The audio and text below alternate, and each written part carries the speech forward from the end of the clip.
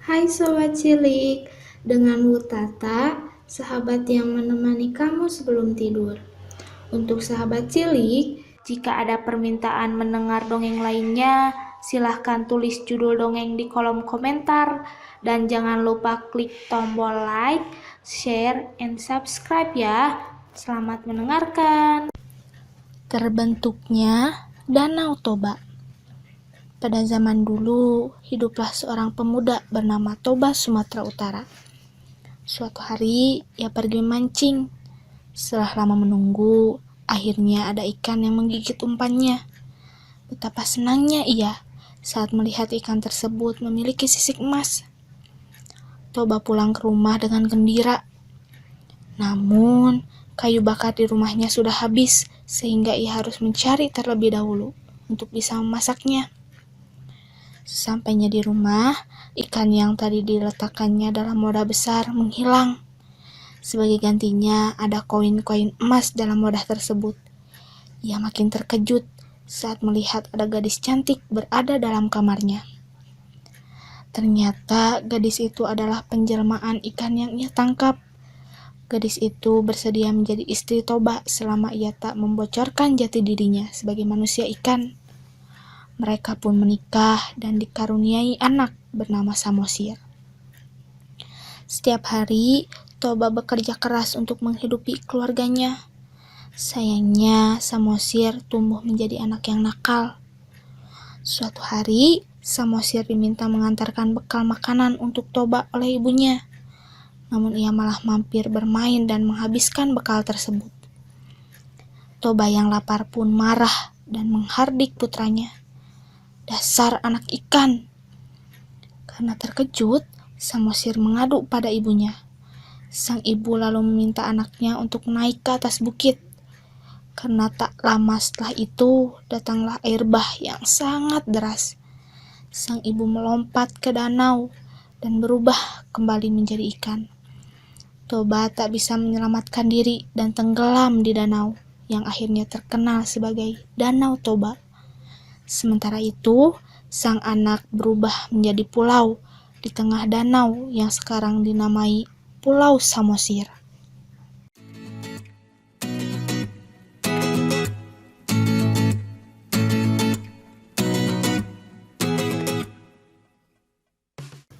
Hai Sobat Cilik, dengan Wutata, sahabat yang menemani kamu sebelum tidur.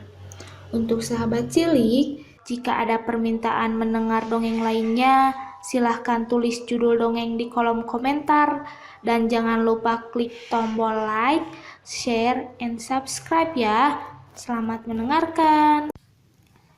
Anak gembala yang bijaksana. Dahulu kala ada seorang gembala kecil yang terkenal sampai jauh di mana-mana karena bisa memberi jawaban yang bijaksana atas semua pertanyaan. Kabar tersebut sampai ke telinga raja, tetapi sang raja kurang percaya dengan apa yang orang kabarkan tentang gembala kecil itu.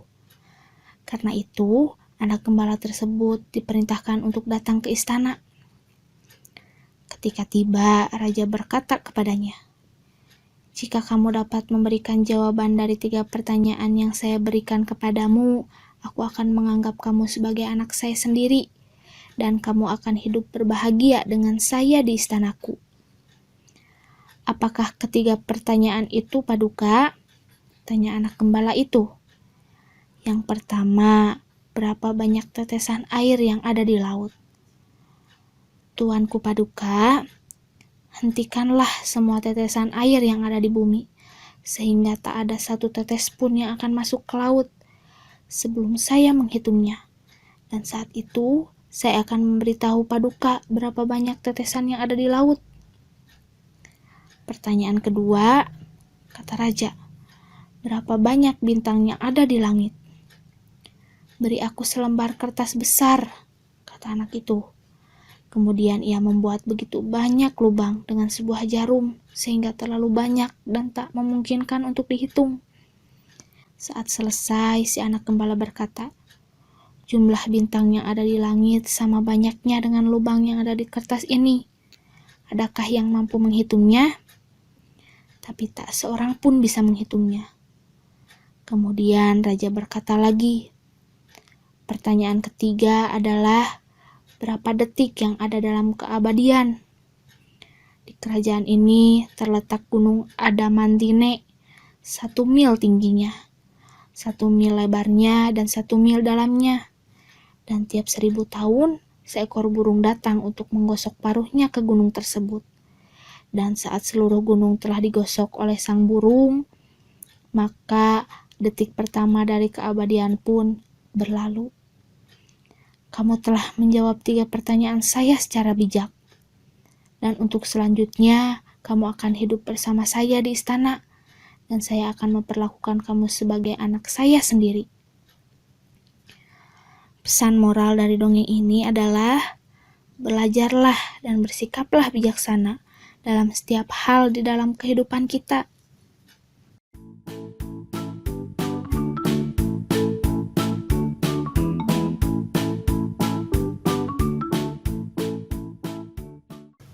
Hai Sobat Cilik, dengan Wutata, sahabat yang menemani kamu sebelum tidur.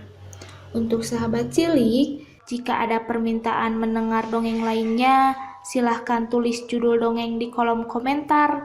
Dan jangan lupa klik tombol like, share, and subscribe ya. Selamat mendengarkan. Bangsawan dan tukang kebunnya. Tuan Brandon adalah bangsawan yang sangat kaya. Dia mempunyai seorang tukang kebun yang rajin bernama Jack. Tukang kebun ini bertugas mengurus tanaman di kebunnya yang megah. Tuan Brandon sangat sombong. Ia sama sekali tak menghargai Jack. Meski Jack telah setia mengabdi bertahun-tahun padanya. Selama ini ia hanya menganggap Jack sebagai pembantu miskin. Walau dipandang sebelah mata, Jack dan keluarganya tetap bahagia. Ia dan keluarganya bersyukur bisa bekerja di rumah besar itu.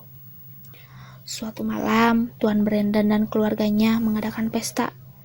Jack dan istrinya menyiapkan banyak rangkaian bunga. Para tamu terpesona. Mereka ingin bertemu dengan Jack, si tukang kebun. Tetapi Tuan Brandon berkata dengan kasar, "Ah, tidak perlu. Jack hanyalah tukang kebun yang tua dan kotor. Kalau kalian ingin bertemu dengannya, itu sama saja dengan mengotori diri kalian yang sempurna." Akhirnya tak seorang pun menanyakan Jack lagi. Jack sangat sedih. Dia juga tak pernah berharap untuk bertemu dengan para tamu. Dia hanya merasa tak suka disebut orang kotor. Begitulah setiap saat. Tuan Brandon, si bangsawan kaya itu, selalu merendahkan tukang kebunnya. Walau begitu, kehadiran Jack selalu diharapkan untuk mengurus halaman rumahnya. Malam itu, langit sangat gelap dan dingin. Angin bertiup kencang. Tuan Brandon merasa tubuhnya tak enak dan kedinginan. Maka dia menyalakan perapian dan duduk di sana. Kini tubuhnya merasa panas dan berkeringat. Tuan Brandon membuka salah satu jendela. Angin mengalir masuk. Tuan Brandon terkatuk di kursinya. Karena angin bertiup kencang, lidah api perapian mulai menari-nari. Lidah api itu melikuk ke kanan dan ke kiri, mencoba menyambar apa saja yang ada di sekitarnya. Benar saja, lidah api menyambar sebuah buku. Buku itu mulai terbakar, apinya juga menyambar barang lain. Bahkan lampu minyak di sebelahnya. Api mulai membesar. Ruangan itu kini terpenuhi asap dan nyala api.